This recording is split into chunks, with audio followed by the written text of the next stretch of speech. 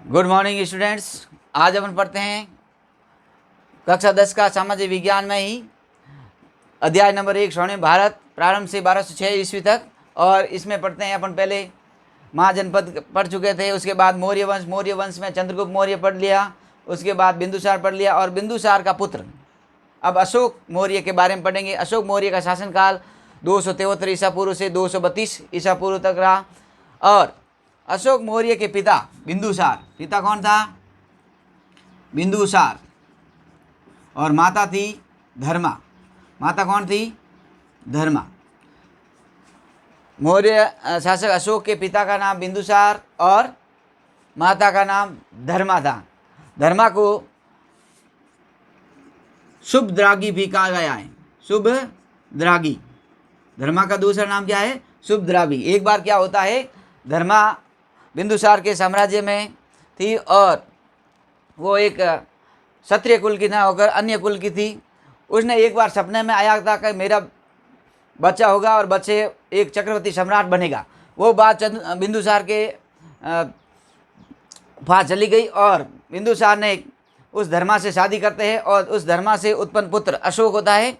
और अशोक बचपन से ही एक शस्त्र का ज्ञान ज्ञाता और बड़ा शूरवीर योद्धा था और युद्ध वगैरह में निपुण था। वो धीरे धीरे जैसे जैसे बड़ा हुआ अपने साहस के बल पर कई राज्यों को अपने पिता बिंदुसार के साथ सहयोग किया था। जैन अनुशक्ति के अनुसार अशोक ने बिंदुसार की इच्छा के विरुद्ध मगध पर शासन की राजगद्दी पर बैठा था। तो इस बिंदुसार के 3 पुत्र और थे। सबसे बड़ा सुसीम, सुसीम से छोटा अशोक और अशोक से छोटा था तिष्य। तो 273 ईस्वी में क्या होती है, सुसीम की मृत्यु हो जाती है और अशोक शासक बनता है। परंतु अशोक का राज्याभिषेक बाद में होता है 269 ईसा पूर्व में। और अशोक जब शासक बनता है उससे पहले विदिशा का यानी कि अवंतिका, अवंती कहाँ पर है? उत्तर प्रदेश। अवंती का राज्यपाल था। उस समय बिंदुसार के समय 5 राज्यों में 5 प्रांतों में मौर्य साम्राज्य विभक्त था। तो उस 5 प्रांतों में अशोक था, अवंती का राज्यपाल था। गुजरा और मास की अभिलेख यानी कि गुजरा और मास की अभिलेख में अशोक का नाम क्या मिलता है? अशोक मिलता है। गुजरा मास की व गुजरा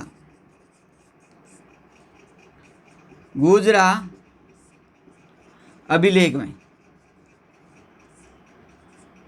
अभिलेखों के ऊपर क्या नाम लिखा गया था? अशोक।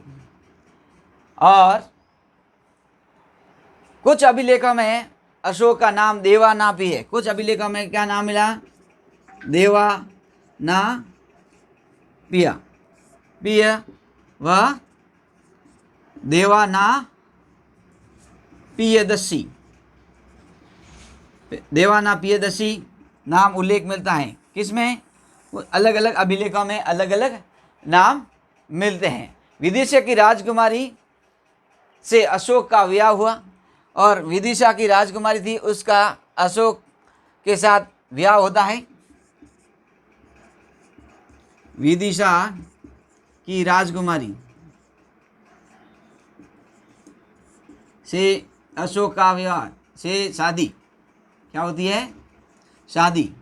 और इससे उत्पन्न महेंद्र, उनके एक पुत्र और पुत्री हुई थी। महेंद्र पुत्र और वह संघमित्रा, संघमित्रा उसकी पुत्री विदिशा के राजकुमारी से ही हुए थे। कहीं अशोक के कुछ अभिलेखों में उसकी रानी कारुवाकी यानी कि उसकी रानी थी कारुवाकी का भी उल्लेख मिलता है। कारुवाकी का भी उल्लेख मिलता है। यानी कि विदिशा के राजकुमारी से शादी होती है, महेंद्र और संघमित्रा उसके पुत्र पुत्री होते हैं। परंतु एक दूसरे अभिलेखों में कारुवाकी का भी उल्लेख मिलता है कि ये अशोक की पत्नी थी। तो ये था अशोक के जीवन परिचय। उसमें फिर है राज्याभिषेक। अशोक का राज्याभिषेक कब हुआ? अशोक का राज्याभिषेक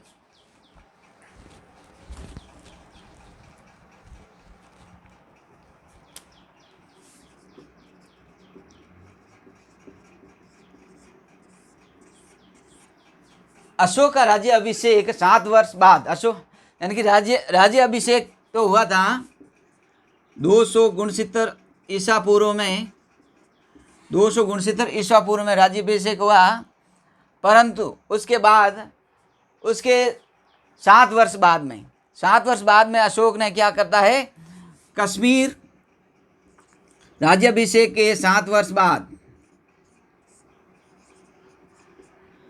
कश्मीर व खोतान, कश्मीर व खोतान, खोतान कहाँ पर है? मध्य एशिया का दक्षिण भाग, दक्षिण का भाग खोतान कहलाता था। तो यानी कि राज्याभिषेक के 7 वर्ष बाद अशोक ने कश्मीर तथा खोतान पर अनेक क्षेत्रों को अपने साम्राज्य में मिला दिया था। और उसके समय मौर्य साम्राज्य के तमिल प्रदेश के अतिरिक्त, यानी कि तमिल प्रदेश थे,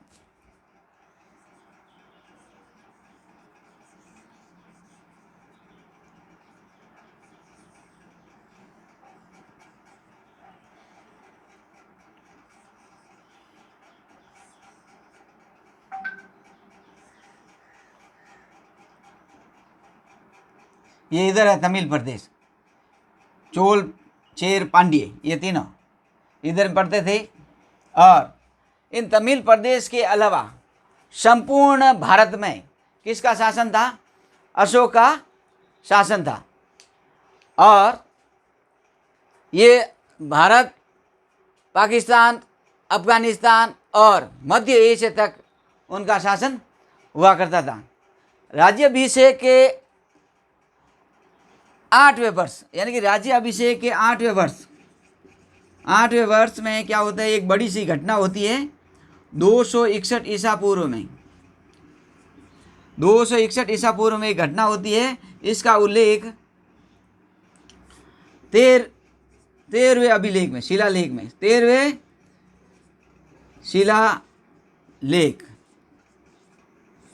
शिलालेख में उल्लेख मिलता है। क्या है भाई? 8वें वर्ष 261 ईसा पूर्व में एक बड़ी सी घटना हुई, यानी कि अशोक ने यहाँ पर उड़ीसा है, इधर उड़ीसा है, उड़ीसा में कलिंग पर, किस पर आक्रमण करता है? कलिंग पर आक्रमण करता है। और कलिंग का राजा होता है नंदराज। कौन होता है? नंदराज एक शासक होता है। उसको अशोक के द्वारा उसको हरा दिया जाता है। अभी वर्तमान में कलिंग उड़ीसा में, कहाँ पर है? उड़ीसा में। वर्तमान में कलिंग कहाँ है? उड़ीसा राज्य में स्थित है। तो राज्याभिषेक के 8वें वर्ष 261 ईसा पूर्व में कलिंग पर आक्रमण करता है और वर्तमान समय में उड़ीसा में स्थित है। उस पर शासन कर रहा था नंदराज। नंदराज को हराता है और वहाँ पर 1 लाख सैनिकों की क्या कर देता है? हत्या करता है। हत्या हो जाती है और 1.5 लाख सैनिक घायल हो जाते हैं। सैनिक क्या हो जाते हैं? घायल। और ये घायल अवस्था में जब शाम के समय युद्ध समाप्त होता है, वो रात्रि में अशोक वहाँ घूमने जाता है। तो वहाँ सारे लोग त्राही त्राही कर रहे थे और अपने किसी के घाव, किसी का खून बह रहा था, किसी का कुछ हो रहा था, किसी के रो रहे थे। तो इस प्रकार 1 लाख लोग तो मारे गए, परंतु 1.5 लाख लोग घायल हो गए थे। तो इस घटना को देखकर अशोक के हृदय एक विचलित हो गया कि अरे मैंने ये क्या कर दिया। व्यापक नरसंहार ने अशोक को विचलित कर दिया। इसके फलस्वरूप उस दिन से क्या किया? अशोक ने शस्त्र त्याग देने की घोषणा की थी। क्या कर दिया? अशोक ने शस्त्र त्याग की घोषणा कर दी। भेरी घोष की जगह क्या अपना लिया? धम घोष। भेरी घोष क्या होता है? भेरी घोष वो होता है जो युद्ध के समय एक ऐसा मुड़ा हुआ यंत्र होता है जो बजाने पर क्या भाई अब युद्ध शुरू होने वाला है, वो हो जाता है भेरी घोष। जैसे आवाज़ निकाल के हो जाता है कि भाई दोनों तरफ से क्या होगा? युद्ध होगा। तो उस भेरी घोष की जगह हमेशा क्या किया? धम घोष की अपना लिया, यानी कि हमेशा धर्म के बारे में, धर्म के पथ पर चलने का आह्वान किया, मैं धर्म के रास्ते पे चलूंगा। तो सारा शस्त्र वगैरह त्याग दिया। मगध साम्राज्य के अंतर्गत कलिंग, ये मगध साम्राज्य के अंतर्गत मिला दिया और कलिंग की राजधानी तोसली, कलिंग की राजधानी क्या बना दी गई? तोसली या धौली, तोसली या धौली उसकी राजधानी बना दी गई। ये सारा किस में मिला दिया था? मगध साम्राज्य में अशोक ने कलिंग को मिला दिया था। और फिर उसके बाद क्या होता है? श्रवण, निग्रोध व उपगुप्त। श्रवण, निग्रोध और उपगुप्त के प्रभाव से, श्रवण, निग्रोध, ये बौद्ध भिक्षु होते हैं, बहुत बड़े बौद्ध भिक्षु, व उपगुप्त के प्रभाव से, इन दोनों के प्रभाव से क्या होता है? अशोक ने बौद्ध धर्म अपना देता है। क्या अपना देता है? बौद्ध धर्म अपना देता है। और हमेशा हमेशा के लिए भेरी घोष की जगह क्या अपना लिया? धम घोष की अपना लेता है। परंतु कलण की राज तरंगिणी के अनुसार, किसकी तरंगिणी है? कलण लेखक था, उसकी पुस्तक है राज तरंगिणी, राज तरंगिणी। राज तरंगिणी के अनुसार क्या होता है कि वो अशोक पहले शिव का उपासक था। किसका उपासक था? शिव जी का, भगवान शिव का उपासक था। यानी कि जब पहले श्रवण, निग्रोध व उपगुप्त, श्रवण, निग्रोध व उपगुप्त के प्रभाव के कारण वो बौद्ध धर्म अपनाता है, उससे पहले वो किसका उपासक था?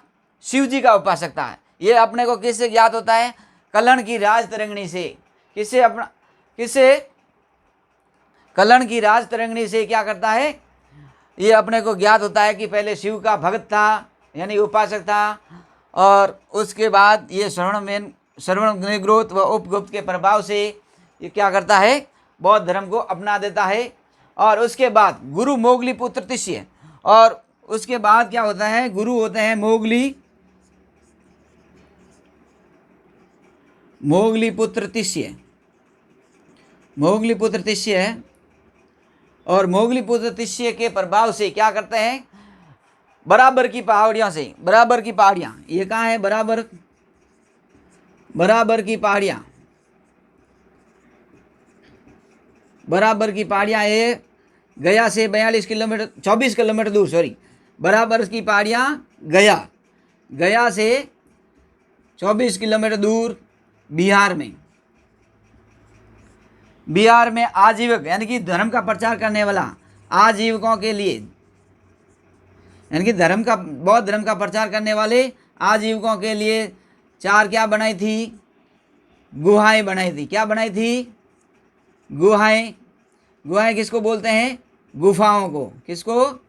उनके रहने के लिए गुफाएं बनाई थी। उसमें 4 गुफाएं बनाई थी। 4 गुफाओं के नाम, पहला का नाम रखा उन्होंने सुदामा, दूसरा का नाम लिखा चापार। क्या नाम रखा? चापार। तीसरा का नाम विश्व झोंपड़ी, तीसरी का नाम क्या रखा? विश्व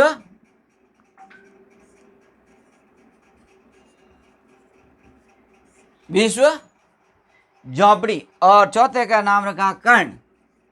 क्या नाम रखा था? कर्ण। तो ये किसके प्रभाव से हुआ? तो गुरु मोगली पुत्र तिष्य के प्रभाव से क्या करता है? बराबर की पहाड़ियों में, बराबर वर्तमान में कहाँ है? गया से 24 किलोमीटर दूर बिहार में स्थित है। और वहाँ पर आजीविका लिए, यानी कि बौद्ध धर्म के प्रचार करने वाले भिक्षुओं के लिए क्या करता है? 4 गुफाओं यानी गुफाओं को बनवाता है। उन गुफाओं के नाम सुदामा, चापार, विश्व झोंपड़ी व कर्ण। इस प्रकार ये 4 बोर्ड परीक्षाओं में और अन्य प्रतियोगिता परीक्षाओं में भी इस गुफाओं के नाम पूछे जाते हैं कि ये क्या थी। ये आजीविका के लिए 4 गुहाएं या गुफाएं बनाई गई थी। किसके द्वारा? अशोक के द्वारा। किसके प्रभाव से? मोगलीपुत्र तिष्य के प्रभाव से। कहाँ पर बनाई गई थी? बराबर की पहाड़ियों में, या वर्तमान में गया बिहार में, गया से 24 किलोमीटर दूर बिहार में स्थित है। तो सुदामा, चापार, विष्णु झोपड़ी और कर्ण, ये 4 क्या बनाई थी? गुहाएं का निर्माण कराया था। फिर क्या होता है? अशोक, फिर अशोक 10वें वर्ष यानी कि राज्याभिषेक के 10वें वर्ष कहा जाता है? 10वें वर्ष बोध गया की यात्रा करता है। किसकी यात्रा करता है? बोध गया की यात्रा करता है। बोध गया कहाँ पर है? गया में, गया बिहार। बोध गया कहाँ है? धम्म यात्रा करते हैं, उसको बोलते हैं धम्म यात्रा। क्या बोला गया? धम्म यात्रा। किसके? 10वें वर्ष यानी कि राज्याभिषेक के 10वें वर्ष में क्या करता है? वो 10वें वर्ष बोध गया की यात्रा करता है, धम्म यात्रा। और 20वें वर्ष वो लुम्बिनी कपिलवस्तु, वर्तमान में ये कहाँ है? नेपाल। जब 20वें वर्ष यानी राज्याभिषेक के 20वें वर्ष लुम्बिनी यानी कपिलवस्तु नेपाल में स्थित है, वहाँ की यात्रा करता है। यहाँ की यात्रा क्यों मुख्य है भाई? लुम्बिनी में भगवान बुद्ध का जन्म हुआ था। लुम्बिनी में क्या हुआ था? भगवान बुद्ध का जन्म हुआ। और बोध गया में क्या हुआ? भगवान बुद्ध को ज्ञान की प्राप्ति हुई। तो ये पवित्र, बौद्ध धर्म के लिए पवित्र स्थान माने गए थे। वहाँ पर इसके 20वें वर्ष क्या करता है? लुम्बिनी यानी कपिलवस्तु की धर्म यात्रा करता है। उसी दौरान क्या करता है? वो वहाँ की जनता के लिए 1/6 कर कितना कर देता है? 1 कर घटाता है यानी कम कर देता है। 1/6 की जगह क्या कर देता है? 1/8 यानी कि कम कर देता है, 1/8 कर देता है। और इसका उल्लेख अपने रोमनदेही अभिलेख से प्राप्त होता है। इसकी जानकारी अपने को कहाँ से मिलती है? रोमनदेही अभिलेख। रोमनदेही अभिलेख कहाँ है? लुम्बिनी के अंदर ही है। रोमनदेही अभिलेख। और रोमनदेही अभिलेख से ही अपने को ज्ञात होता है कि अशोक ने अपने शासन काल में कर को घटाया था, यानी कि 1/6 की जगह कितना कर दिया कर? उनसे राजस्व कर कितना लेना शुरू कर दिया? 1/8 कर दिया था। ये कब हुआ? जब ये राज्याभिषेक के 20वें वर्ष जब लुम्बिनी की यानी कपिलवस्तु की धम्म यात्रा करता है, उस समय इसने भूमि कर की दर घटा दी थी। इसने क्या कह दिया? भूमि कर की दर क्या कर दी? उस समय भूमि कर ही मिलता था, बाकी कर तो शुल्क कर वगैरह कम होता था, हमेशा ज़्यादा क्या था? भूमि कर। तो भूमि कर को घटा दिया, 1/6 की जगह क्या कर दिया? 1/8 कर दिएगा। और अशोक के कई शिलालेखों में चोल और पांड्य इन स्वतंत्र सीमावर्ती राज्य में स्वतंत्र राज्य की स्थापना बताया गया है।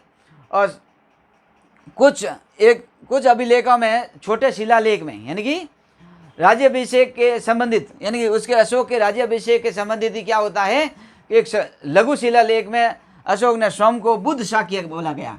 क्या बोला गया? बुद्ध शाक्य। छोटे अभिलेख में क्या था? उसका नाम क्या रखा गया? बुद्ध शाक्य। परंतु उससे पहले देवानापिय और देवानापियदर्शी व अशोक उल्लेख मिलता है। परंतु जब राज्याभिषेक हुआ था उस समय लघु शिलालेख खुदवाया गया था, उसमें उसका नाम क्या रखा गया? बुद्ध शाक्य। अब धम्म क्या है? ये तो था राज्याभिषेक हुआ और उसके कलिंग का युद्ध वगैरह में। कलिंग का युद्ध 13वें शिलालेख में लिखा गया था और उसके बाद उसका हृदय विचलित हो जाता है, ये वाली घटना है। और 10वें वर्ष बोध गया की यात्रा थी, 20वें वर्ष लुम्बिनी की यात्रा, उसमें भूमि कर घटा देता है और ये घटना थी। अब पढ़ते हैं अशोक का धम्म। अब धम्म क्या था? अशोक का धम्म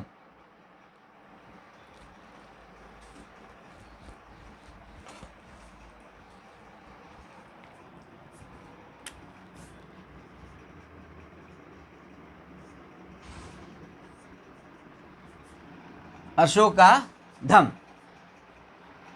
अशोक का धम,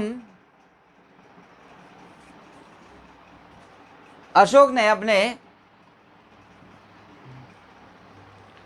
धम के अंतर्गत क्या करता है,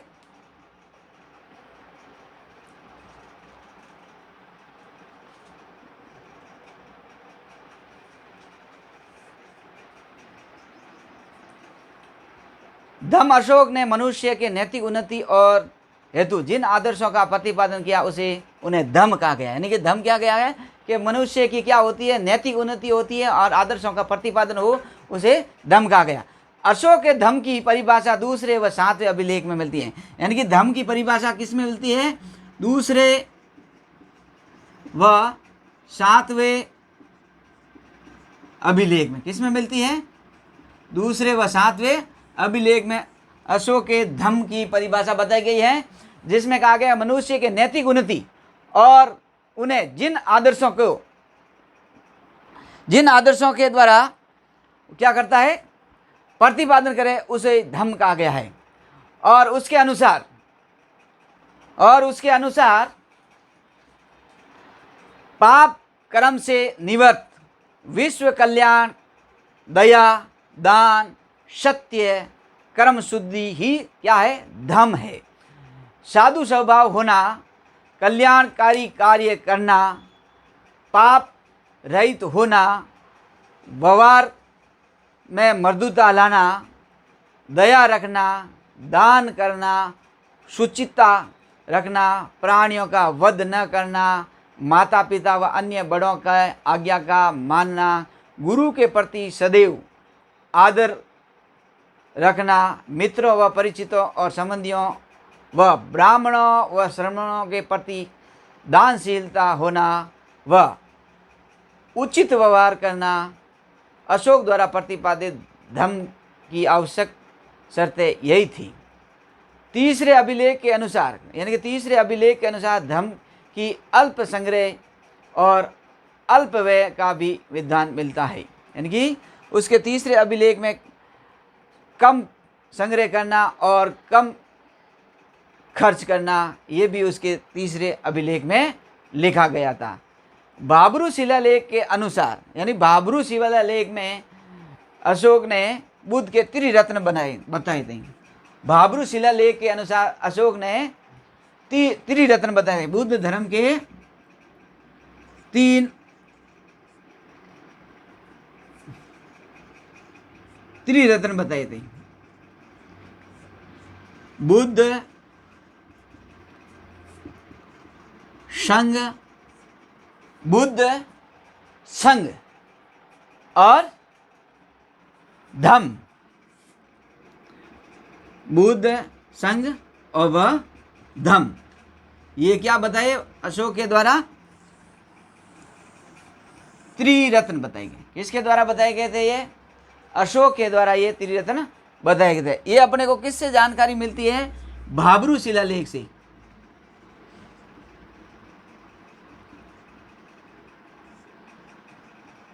भाब्रू शिलालेख से ये अपने को जानकारी मिलती है कि बुद्ध धर्म त्रिरत्न अशोक ने बताए थे, बुद्ध, संघ और धम, ये त्रिरत्न बताए। सांची व रायसेन यानी कि मध्य प्रदेश के अंतर्गत है, वह सारनाथ वाराणसी उत्तर प्रदेश के अंतर्गत है। लघु शिलालेख में अशोक ने कौशाम्बी व पाटलिपुत्र के महामात्रों को, यानी कि उस समय महामात्र थे कौशाम्बी की राजधानी वश, तो कौशाम्बी व पाटलिपुत्र, वर्तमान में पाटलिपुत्र है पटना,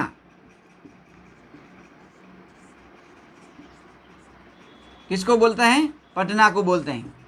तो मगध साम्राज्य की उस समय राजधानी हुआ करती पाटलिपुत्र, उस समय राजधानी हुआ करती थी। वर्तमान में बिहार की राजधानी है पटना।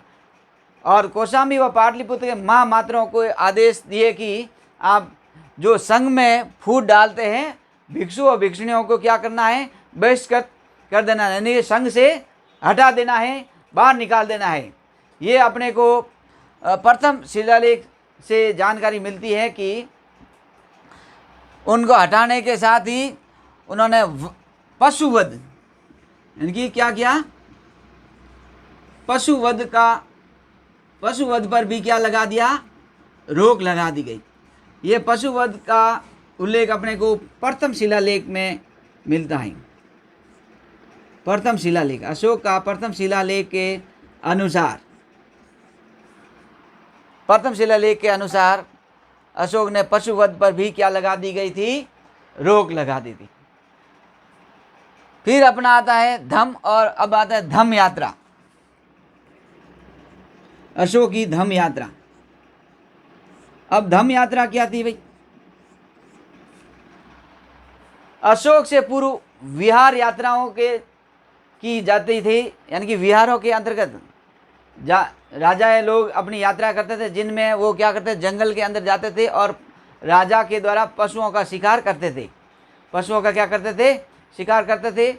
अशोक ने इसके स्थान पर क्या कर दिया, धम्म यात्रा का प्रावधान निकाल दिया, यानी कि क्या करो, अपने बौद्ध धर्म और अपने धम्म की प्रचार करो, और ब्राह्मणों और श्रवणों को, वर्दों को क्या दिया, स्वर्ण दान दिया, यानी सोना दान देना शुरू कर दिया था।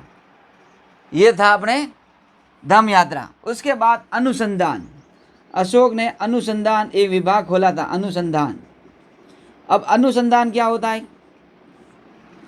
अशोक के द्वारा अनुसंधान क्या होता है कि अशोक के काल में राज्य के कर्मचारियों, यानी कि राज्य के जो कर्मचारी थे, जो प्रादेशिकों और राजूकों और युक्तों को प्रति 5 वर्ष तक धर्म के प्रचार हेतु यात्रा के लिए भेजा जाता था। यानी कि हर 5 वर्ष बाद में क्या करते थे, अपने कर्मचारियों को और राजूकों को, युक्तों को और प्रादेशिकों को हर 5वें वर्ष धर्म की यात्रा करने, यानी कि धर्म के बारे में प्रचार करने के लिए विदेशों की यात्रा कर दी जाती थी।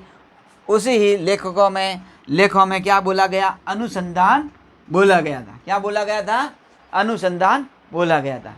अब है धम्म महामात्र, धम्म महामात्र। अशोक के शासन काल में धम्म महामात्र क्या होते थे? देखो, धम्म महामात्र उसको कहा जाता था, यानी कि राज्याभिषेक के 14वें वर्ष, राज्याभिषेक हुआ था 269 ईसा पूर्व में, और 14वें वर्ष यानी राज्याभिषेक के 14वें वर्ष यानी 255 ईसा पूर्व में, 255 ईसा पूर्व में क्या करते हैं, धम्म महामात्रों की नियुक्ति करता है। अशोक क्या करते हैं, धम्म महामात्रों की नियुक्ति करता है, यानी कि उसके 14वें वर्ष में अनेक क्या करते हैं, धम्म महामात्रों की नियुक्ति करता है, जिनका मुख्य कार्य क्या था, जनता में धम्म का प्रचार करना है। यानी जनता के अंदर क्या करना है, धम्म का प्रचार करना, उन्हें कल्याणकारी कार्य करने के लिए बताना तथा दानशीलता के लिए प्रोत्साहित करना, कारावास से कैदियों को मुक्त करना। यानी कि धम्म महामात्रों का क्या करता था, कारावास में जो भी कैदी थे उनको क्या करना है, मुक्त करना, उनकी सज़ा कम करना, उनके परिवार को आर्थिक सहायता देना। ये आदि कार्य किसका हुआ करता था, धम्म महामात्रों का हुआ करता था। अब है अभिलेख। अशोक के शासन काल में क्या क्या अभिलेख थे, और अभिलेखों में अभिलेख क्या कहते हैं? तो अशोक प्रथम शासक था जिन्होंने अभिलेखों के माध्यम से अपनी क्या क्या प्रजा को, जनता को संबोधित किया था। ये किसकी प्रेरणा से ये ऐसा कार्य किया था? तो ईरानी शासक दारा, यानी कि ईरानी शासक था दारा की प्रेरणा से। किसके शासक थे? ईरानी शासक दारा की प्रेरणा से क्या करता है, अभिलेखों के माध्यम से अशोक अपनी इस प्रजा को क्या करता है, संबोधित करता है। दारा को डेरियस प्रथम भी कहा जाता था, डेरियस प्रथम भी कहा जाता है। अशोक ने अधिकांश अभिलेख ब्राह्मी लिपि में लिखे गए। अशोक ने अधिकांश अभिलेख किसमें थे? ब्राह्मी लिपि में थे। किसमें लिपि? ब्राह्मी लिपि में लिखे गए थे। कौन सी लिपि के अंतर्गत? ब्राह्मी लिपि के अंतर्गत। परंतु पश्चिम और उत्तर, कहाँ पर? पश्चिम और उत्तर भारत, यानी कि अफगानिस्तान और पाकिस्तान खोतान वाला क्षेत्र, पश्चिम और उत्तर भारत में, पश्चिम और उत्तर भारत में मंसूरा और शाहबाज, मंसेरा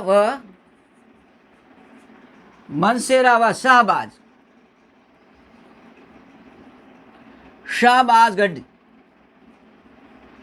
शाहबाज गढ़ी से अपने को पश्चिम उत्तर भारत मंसेरा व शाहबाज गढ़ी से प्राप्त अभिलेखों में अशोक की लिपि का उल्लेख मिलता। कौन सी लिपि? खरोष्टी लिपि। कौन सी लिपि? खरोष्टी लिपि। खरोष्टी लिपि का उल्लेख मिलता है केवल और केवल कौन से अभिलेखों में? मंसेरा व शाहबाज गढ़ी अभिलेखों में खरोष्टी लिपि का उल्लेख मिलता है। बाकी वाला में सब में कौन सी लिपि का प्रयोग किया गया है? ब्राह्मी लिपि का प्रयोग किया गया है। टोपरा से दिल्ली, यानी कि जब टोपरा से दिल्ली लाए गए स्तंभ लेख में 7 लेख एक साथ उत्कीर्ण किए गए, यानी कि टोपरा से अशोक का एक टोपरा में अभिलेख था, वो कहाँ लेके आ गए थे? दिल्ली। और दिल्ली में ये टोपरा अभिलेख में देखा गया था कि यहाँ 7 लेख एक साथ खुदवाए गए थे। दूसरे व तीसरे अभिलेख में यवन नरेश एंटियोकस द्वितीय का उल्लेख मिलता है, यानी दूसरे और तीसरे अभिलेख में क्या मिलता है? यवन नरेश था एंटियोकस का द्वितीय का उल्लेख उस स्तंभ लेख में अभिलेख में मिलता है। अशोक के अभिलेख को पढ़ने में पहली बार सफलता 1850 में, यानी कि अशोक के जो भी अभिलेख थे, अशोक के अभिलेखों को पढ़ने में सर्वप्रथम किसने पढ़ा था? प्रिंसेप ने, जॉन्स प्रिंसेप ने क्या किया था? इसने पहली बार इसको पढ़ा था। जेम्स प्रिंसेप ने पढ़ा था। जेम्स, तो अशोक के जितने भी अभिलेख थे, जेम्स प्रिंसेप से पहले कोई नहीं पढ़ चुका था कि इसका अर्थ क्या होता है। तो 1850 ईस्वी में जेम्स प्रिंसेप ने अशोक के अभिलेखों को पढ़ा और बताया गया था कि अशोक ने ये कार्य किया था, ये लाइनें लिखी हुई है। ताम्रपर्णी किसका नाम था? ताम्रपर्णी, अशोक के शासन काल में ताम्रपर्णी ये इंपॉर्टेंट है।